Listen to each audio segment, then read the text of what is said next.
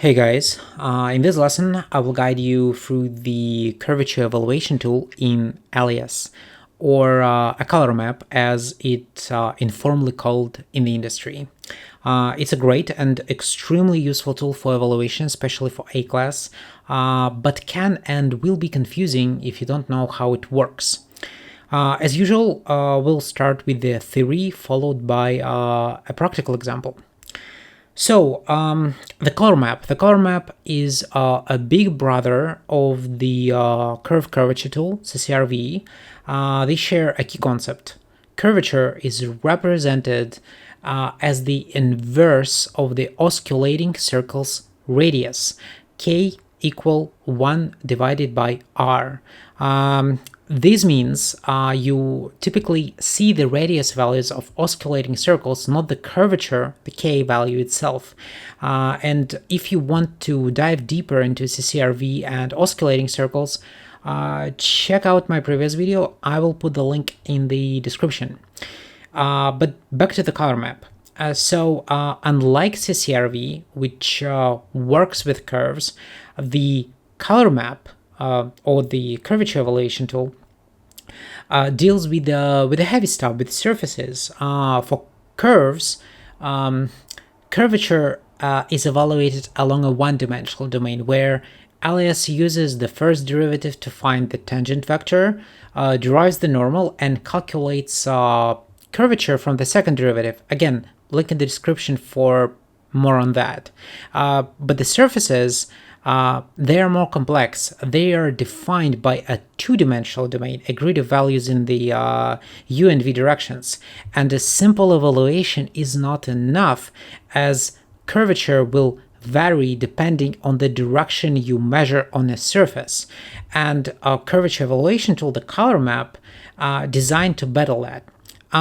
Let me break it down quickly with some Photoshop scribbles and then get back to Alice and show you it on the practical examples. So it will not take long, don't worry. So as you can see, there is not a lot of stuff. So here I just wanted to illustrate that every given point on a surface will have a different readings for the curvature, depends on the direction in which you measure it. So if you measure in this direction, you will have a 1 value, in this direction you have another value, and in this direction you have a third value, meaning that direction matters. And to avoid this, or to battle that, the curvature evaluation tool use tensor calculations. They based on the Weingarten matrix. I don't know, do you really know what metrics are or solve the matrix or not, but it's kind of within the concept, so it's within the tensor calculations in general. So I don't want that this lesson will be a math class, so just very briefly, just FYI, this is how the matrix looks in general if you don't know, and a few variables here. So the A is the curvature on U, C is a curvature on V, and the B is a normal multiplied by the second derivative. And the B basically describes how the U curvature affects the V direction and vice versa. So at the end of the day, let the math aside, we will have two values in the end. So Alias solves the tensor, it calculates the matrix, so they give you two values because of the matrix, and one of them called K1 and another one called K2. Now, all of this stuff is universal, so it doesn't matter what kind of a cut system you use, the color maps works identically, and the naming convention is the same. So the K1 also called a principled minimum, and the K2 called principled maximum. Now, if you remember what I said in the introduction, in the curvature evaluation tool, curvature is represented as the inverse of the osculating circle radius. So basically, it represents as a inverse of the radius. So basically, this is like R1 and R2, and or a principal minimum, principal maximum, or K1 and K2. In Alias, they called principled minimum and principled maximum, but they represented through the radii. And just FYI, the directions of the K1 and the K2 are always perpendicular. So K2 always perpendicular to K1, K1 always perpendicular to K2. This is because of the type of the geometry and the fact that the matrix is symmetrical. So anyway, at the end, we will have our two values, principled minimum and principled maximum, or the K1 and K2, if you will. And then Alias gives you four, actually a little bit more, but we'll talk about that in a sec, but four main modes to visualize the results. The Gaussian mode, the mean mode, principled minimum, which is a separate K1, and the principled maximum, which is separate K2. The most useful one, and the one you will be using most of the time, I would say 90% of the time, is the Gaussian mode. It looks like this. So it calculates the resulting curvature through multiplication. So principled minimum will be multiplied by the principled maximum, or K1 will be multiplied by K2. The mean is an average value, and in math, it actually represents through the variable h. I don't know why h, it always was h in math. So it is h. So it is a sum of them divided by 2, like the way how you calculate the average values, right? So K1 plus K2 divided by 2. The principled minimum will be just a K1, and the principled maximum will be just the K2. One of them represents the flatness of the flat pieces, the flat values, and another one represents the curved values, the minimum and the maximum curvature values. So as I said, the Gaussian is one of the main ones, and we will discover why. And as the Gaussian is more like topological characteristics, the K value is really important. If the K is bigger than 0, it will be more of a convex concave shape. If it's smaller than 0, it will be more of a saddle surface. And if it is equal to 0, it will be flat or cylindrical. All right, knowing this, now let's get back to Alias and look how it works in practice. So to activate the curvature evaluation tool, you need to have your diagnostic shading window opened. So here it is for me to the right. If for some reason you don't have it, it's under the visualization tab here, diagnostic shading. We have a bunch of them. You're probably familiar with the zebra stripes. I will briefly talk about them in this lesson as well. That's not a lot to talk about. It's very, very useful. You're probably using it, and that's great. You keep using it. But with addition to that, we have our curvature evaluation tool for the surfaces. So you click on it, and immediately we have something. Now, first of all, we have this big bar, and that's because we have these two tabs here for the global settings and for the shader settings. I will talk about the global settings a little bit later. The shader settings are the main ones. The layer is additional overlay on top if you really wanna add that up. Not really very useful, so we'll put it aside. The actual meat is here. Under the curvature evaluation, we have the type, and if you open it up, you're gonna see that a part of the few new ones, we have already 4 ones which we already discussed in the scribbles: the mean, Gaussian, principled minimum, and principled maximum. So the Gaussian one, as I said, is one of the prominent ones, so I switch on that. And no, let me just quickly put these ones aside. So curvature V, curvature U, Z, Y, and X are directional. And remember what I said, the problem with analyzing surfaces using CCRV is in the fact that your readings will be different based on the direction. So you analyze it from the U direction or V direction, you have 1 readings and 1 values for the curvature. When you change it to X and Y, you will have a different readings for the curvature, and that will be true for this direction, but it's not what actually happening with the surface. We want to have a confined data, the true values of the curvature, and that's why we use curvature evaluation tools. So these parameters can be easily replaced by the CCRV. Once again, link in the description about the CCRV, or with the cross sections. The cross sections works based on CCRV anyway, so we don't really need this. What we need is these ones, because they actually give us the meat of the tool. They gives us the confined information about the curvature of the surface regardless the direction you measure. So that is where they shine, and that's why it even exists. So I'm in the Gaussian mode right now, so I switch to the Gaussian mode, as I said, one of the most useful one, and immediately you're going to see that we have different colors for the different surfaces. Some of them are absolutely identical, which may seem strange for you, but stay with me here. And we have the bar to the left. Now the bar to the left called the radius ramp, and it basically it's a legend for what you have here. We have a bar with the gradients, which basically it divided uniformly on different chunks with the different colors, values, and we have positive values and negative values, and the ramp itself. So we can turn it on and off by this checkbox, and you can click on the bands if you want that your readings will be represented as a bands or not. Now this is just a visual stuff. It's based on your personal preference. The transparency is transparency, of course. So another important parameter here is the color scale. I will set it by default to 1, and we will talk about that a little bit later. Let's start with the actual radius ramp, because even though that it's not extremely useful in practice, it's really good for understanding how the curvature evaluation tool actually works.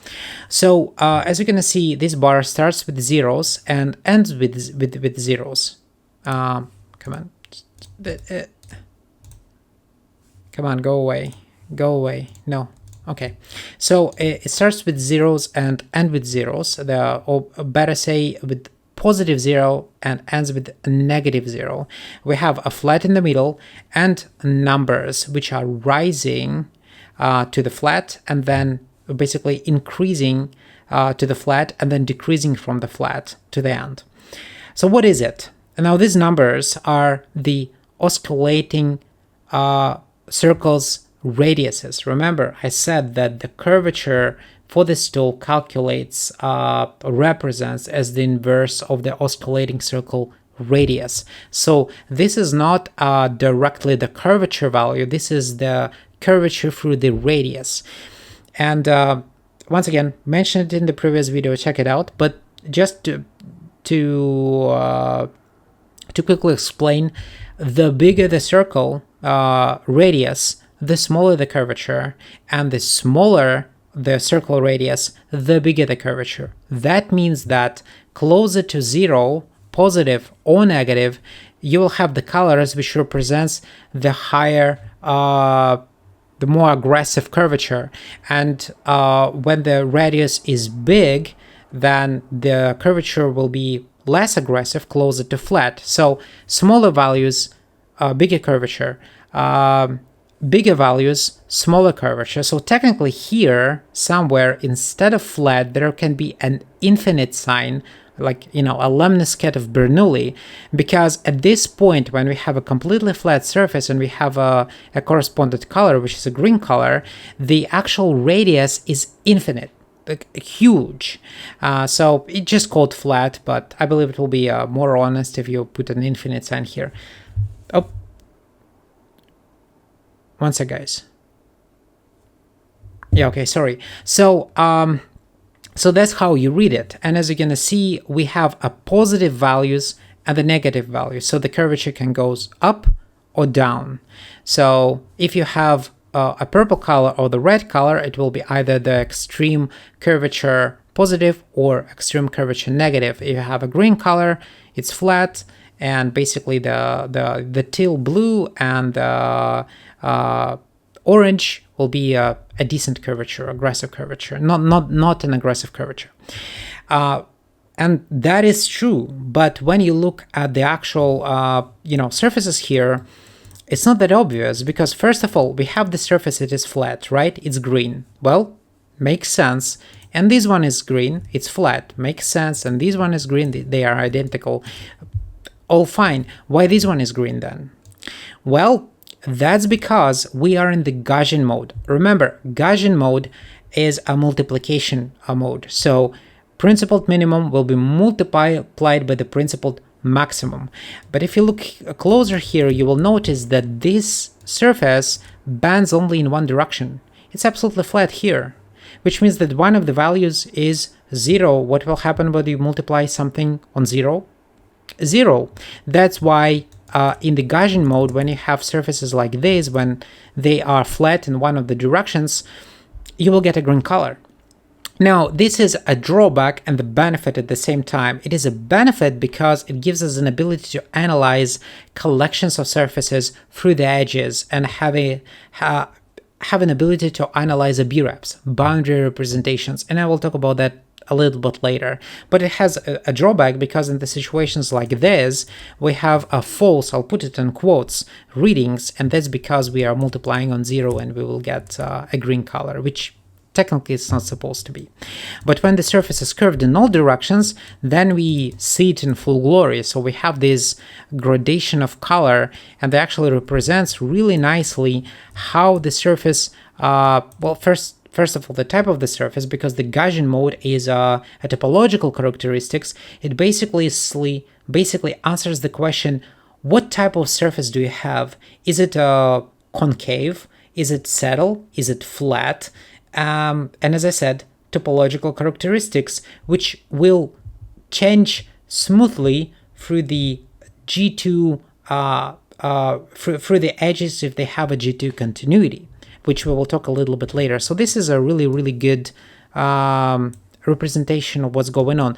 It's smooth. It doesn't have a lot of aggressive bands because multiplication to some extent smoothing out the results. Now, remember that I said that there is another important parameter. It's called curvature color scale here. Now, I don't know. By default, I believe it's set to 1, which means that it's not an effect. So the color scale is basically a multiplier. So you get your results, right? And then you just multiply them on the multiplier. So this is what it does. It basically stretches the range. And it's a biased option because you do it by hand for your surfaces manually, because sometimes, for example, if the value is too small, it's very difficult to catch up that there is a difference. There is a difference. I don't know. Do you see it through the YouTube compression? Maybe like this. Yeah. I'm sorry. Like this. Yeah. So good luck figuring out what's going on. It looks like it's a cylinder or a completely flat surface, but this is not the case, right? And that's because the color scale is too small. We just can't catch it within this range. So we need to increase the range. But if we go too far, for example, for 10, now it's just on the opposite side, and it looks like everything is in a negative curvature, or aggressive one, which is not the case as well. To some extent, it is a drawback of the tool, but once again, it's a universal drawback. This is how it works.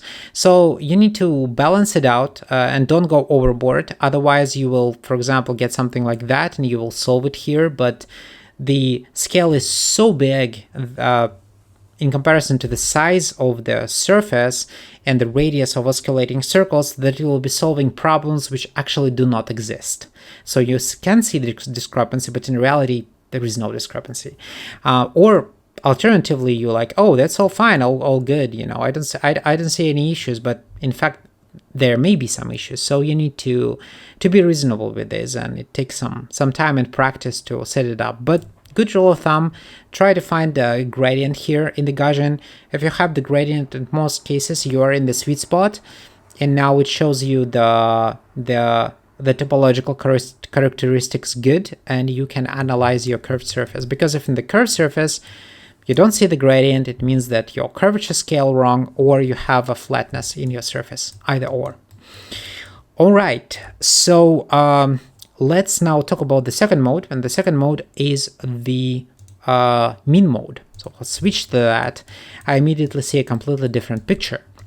Now, first of all, the mean mode is an average mode, and even if one of the values is 0, we are not multiplying, we're adding up and then dividing by 2, we're finding average, which means that if one of them is 0, it's not a big deal, we still can get ourselves a reading. And in fact here, when we have the situations when it's flat in one of the directions, we'll still get a proper reading. Let me just increase the color scale like this.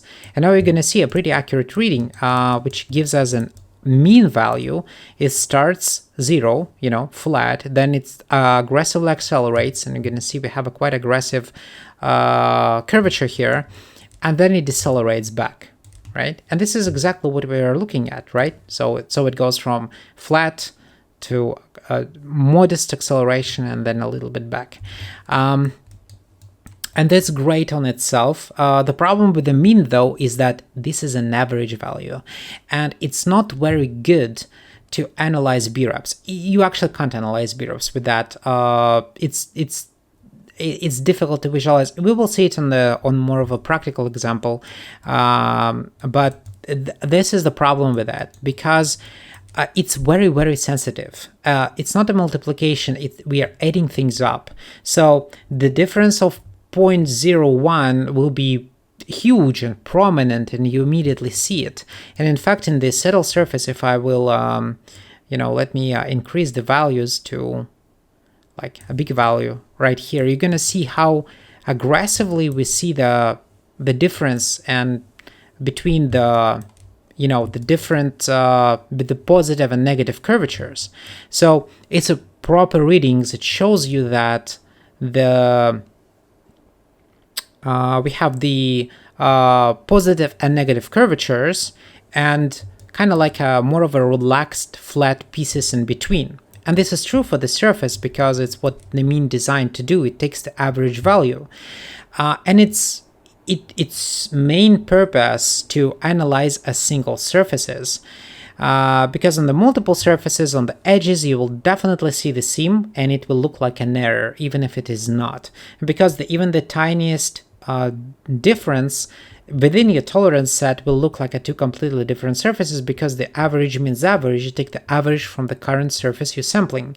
So if the other surface you're sampling is completely different, even though that they are continuous, you will see the different colors. And you will see it in the practical example as well. So the mean mode in general used in two situations. First, you're analyzing a single surface, and it's exaggerating things a bit. Kind of aggressively exaggerates things to see all the small discrepancies, and it works when the Gaussian mode doesn't. So even if the one value is completely, it is 0, it still will give you the proper readings. In all the other situations, I suggest you to work with the Gaussian mode, and you will see why in a second example. In the practical example. So in contrary, if I'll switch back to the Gaussian mode, well, in this scale it's completely blown out. So let me just push it down a little bit, right? We're gonna see the different picture and different colors. And once again, that's because the mean is quantitative characteristic. Mean, in comparison to the Gaussian, kind of tell you how much surface bends in average, when the Gaussian mode tells you what type of surface do you have. Is it, as I said, is it a concave, is it a saddle, or is it flat? So this is a different types of reading, topological characteristics versus quantitative characteristics. And that's why the colors and their representation are so different, because the quantitative characteristics answers how much it bends in average. Well, it bends quite aggressively, that's true, but the Gaussian doesn't even answer this question. It answers, it gives you the idea of the type of the surface. That's why we have these different readings in the first place. On top of that, the Gaussian mode is very good to show you inflection points. And in this example, on this surface, is really visible because we have a negative acceleration, then flatness, and positive acceleration. And this is our inflection point. So the Gaussian mode is good for inflection points. It's good to figure out what kind of a surface do you have. And as I said a few times already, it's a topological characteristic. In contrary, mean is a quantitative characteristic. Okay, one important note, in all the modes, and here it's quite visible, I believe, the normal direction matters. So here I have two sets of surfaces and they're completely identical, but as you're gonna see, the readings are different. Why was that? Well, that's because in this example, surface was flipped. And actually, if I'll check it with my surface orientation tool, you're going to see that this surface has been flipped. So I'm giving myself the wrong readings. So instead of a positive, it'll give me negative. Instead of a negative, it'll give me positive. If you want that your readings will be accurate, be sure that your normals are uniform and they are going in the proper direction. So let me flip that. And now, as you're going to see, I have the same reading. And this is true for mean, for Gaussian, for principal minimum, principal maximum.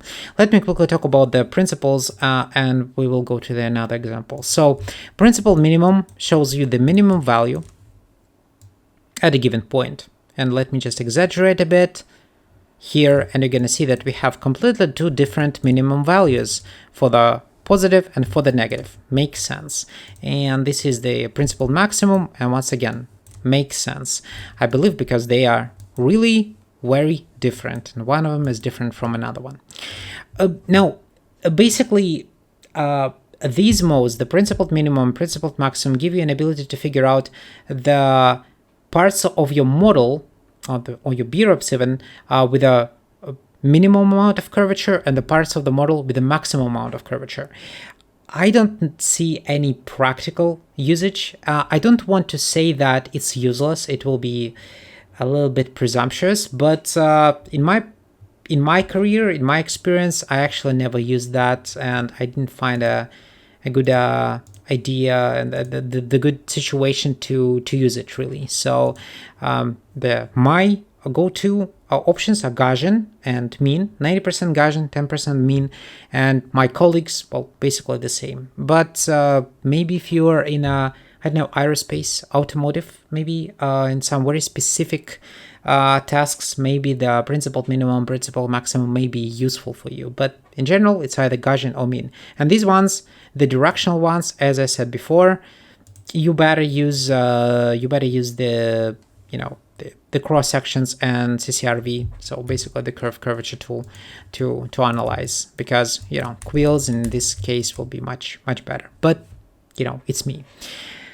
Right, let's get to the next example. The next example is a little bit more practical one. So here I have a part of the model. It is a concept design, a kind of rough one, and this is a canopy for a fighter jet. Now we're interested only in this part. Now this is the final assembly of the concept model, and this one is the first iteration of this. And if I will check it with my zebra stripes, and we will talk about these zebra stripes right now, just a few words, they all good. There is not a lot of discrepancy within. So I would say that this one is a little bit worse than this one. It has tiny discrepancies. This does not, just in the way how the stripes bends, but it's very minuscule. But even though that it is a concept design, it's not designed to be an A class. It's just an intermediate result. The render is supposed to be good, and then the model is supposed to be scanned. So you still apply A class principles, and even though that you're not really in full blast for the A class, you still need to be better than just align things together. It's green, marker, you're good to go. No, you still need to do some extra work. And even though they look very similar, they are actually quite different on a more of a finite level. So when I see something like this, and I'm doing something like this, and I'm actually started with this one, I noticed that it kind of bends a little bit wrongly. So the zebra stripes give me the general sense of what's going on, but it doesn't really give me any information about the curvature. Zebra stripes is a great evaluation tool, and as I said, a couple words about the zebra stripes. It's great for what it is. It's used in quick sketches, in quick concepts, in detailed concepts, and in A class all the time. This is a go-to diagnostic shading. It's just not the full picture. So we start with creating models. We do our models, we do our continuity, align patches together. We check it with our zebra stripes. If we see some discrepancies, minor, or major, we'll tweak it. And if this is not enough, after that we do a second pass, but instead of a zebra stripes, we go for the curvature evaluation tool. Why? It's because zebra stripes has nothing to do with the curvature. Zebra stripes operates based on the normal vectors of the tessellated mesh. So if you don't know, all the models you see in the viewport of Alias and other CAD systems, they are actually not the NURBS. They are NURBS underneath. Their mathematical model, mathematical representation is in NURBS, yes, but the visual representation is a tessellation.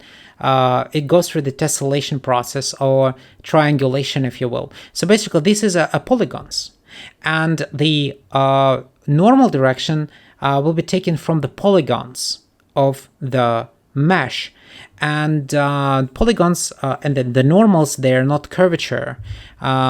This is two different concepts, and the vectors are completely different. The normals are the normals, it's just the normalized vector. The curvature for the surface, as I already said before, it calculates for the tensor, and it has a different math. So the zebra stripes can't give you the actual information about the curvature of the surface. It gives you a simplified version of the Fongo-Lambert self-shading algorithm, where it just projected the parametric pattern of stripes projected on the tessellated mesh, and it will band the bands based on the normal direction of the surface. If there will be a discrepancy, it will be spotted, but the actual curvature is not there.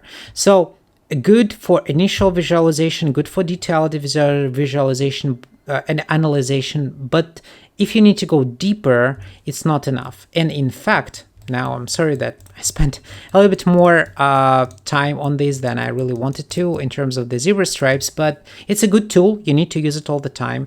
But when you need to go a little bit deeper, you use your curvature evaluation tool. And let me switch to the proper mode, and we will talk about the mean a little bit later. I will switch to Gaussian here. And in the Gaussian mode, if I will set my curvature like probably something like this, you're gonna immediately see the issues actually. So the model to the left, when we have the final assembly, it's much more accurate than the example here to the right. And this is because this one was the originally created. So I created a patch, I aligned the patch, and it's relatively lightweight. It's 4x6 degrees, a single span, and it looks decent enough. But it looks decent, but not enough for my goals. Even though that it's not an A-class fully, it's kind of close to that. So my goal was to go an extra mile and to figure out what's actually going on with this patch. I'm using curvature evaluation tool, and it immediately shows me that my surface indeed has some issues. So I have a concave shape here, negative curvature on this part. And zebra stripes will not tell me this, and it will not, even if I see the discrepancy, I don't know what kind of CVs are affecting this. Well, now I know, because colors tell me. So now what I can do is I can use CV massaging, knowing what kind of CVs I need to move, and watch that my actual sensitivity is very, very, very tiny, because when you use curvature evaluation tool, you use it when everything else is already set up. So it's curvature, the zebra stripes is relatively decent. You need just a minor changes, and when you need a minor changes, you use a curvature evaluation tool, figure out what's going on, and then just very gently, once again, I'm using very small sensitivity, I will just try to balance the surfaces. Now it takes some time, of course. All the CV massaging in general takes a lot of time, so I will not be doing it fully as I did there. I'll just quickly show you the general approach, right? So maybe this one a little bit more, maybe this one, and probably these ones I need to push more as well. Maybe this one.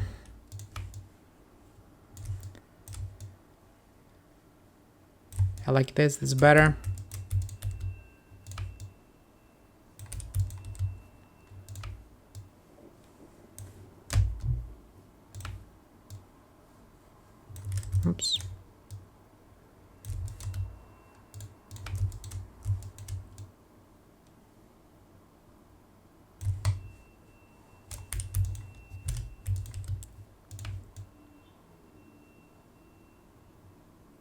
Okay, I will be carried away again. It takes a lot of time. Now, I wouldn't say that this is flawless. We still can see a small discrepancy here, for example, but to solve it, I need to actually rebuild my patch and probably will do it less aggressive. Maybe just do it like this. But as the curvature evaluation tool in the Gaussian mode and then the mean on top is very sensitive already. And what we're solving here is a very tiny discrepancies in the model. So even if you see some discrepancy here or maybe here in the final result, it's still very accurate. So you will not see any discrepancy on the final result. On the render, it will be really accurate. So you will not see an issue. So basically we solve this, and this is how we use our curvature evaluation tool on the Gaussian mode. Now, if I will switch it to mean, remember what I said, that the mean takes the average from the surface at a given point, and you're going to see that we immediately have the different colors. And it doesn't mean that the readings are wrong, it just tells you different story. Remember, mean is a quantitative characteristics. It tells you how much surface bends in average, and even if you have a little bit of a slight discrepancy, it will be immediately visible like a harsh break. It's not the case. It's not a harsh break. It just you need to read the data properly. It is how much surface bends in average. It bends like this, and you're gonna look at your the radius ramp and figure out in what direction it bends and how much. And then you can, of course, tweak it here. But as I said, in practice, if you want to have, if you're analyzing a B-rep, so one B-rep stands for boundary representation, so one surface, and then another surface, well, technically just the collection surfaces, not the B-reps. But because of the fact that the Gaussian is a multiplication, K1 multiplied by K2, and your surfaces are under the curvature constraint, it's supposed to flow smoothly because one of the values of K is identical. It will flow smoothly and you will see it. And if you will see the discrepancy in the Gaussian mode, the big discrepancy, so this is like, purple, this is like a teal color, well, this is definitely an issue. Even though that it shows it that it is a curvature, you need to solve it. But if it's go pretty smoothly and the colors are similar, then yeah, you have a really decent flow of your surface. So that's how you work with these two modes. So in general, Gaussian mode for multiple surfaces to analyze surfaces through the seams, and the mean mode is to analyze discrepancies within the single surface. It's better to do it this way, and this is how most of us are actually using them, and that's what they are for. Yeah, that's pretty much it, how to work with the curvature evaluation tool. So let me get to the conclusion. Color map, in general, the color map is a great tool to analyze surface and surfaces curvature in conjunction, so together with the zebra stripes, it gives you all the necessary information to make an A-class pass. And the only two downsides of this tool is, well, first, color scale is manual and biased. So I'm talking about this slider. So meaning that it's on you to set it right, tight enough, but not too much. And the fact that the Gaussian mode will give you, once again in quotes, a false reading when one of the principles is 0. But once again, you can mitigate it by just knowing this or switching to the mean algorithm, or the mean function, sorry. And yeah, and that's it. Thank you very much for watching, and I will see you in the next one.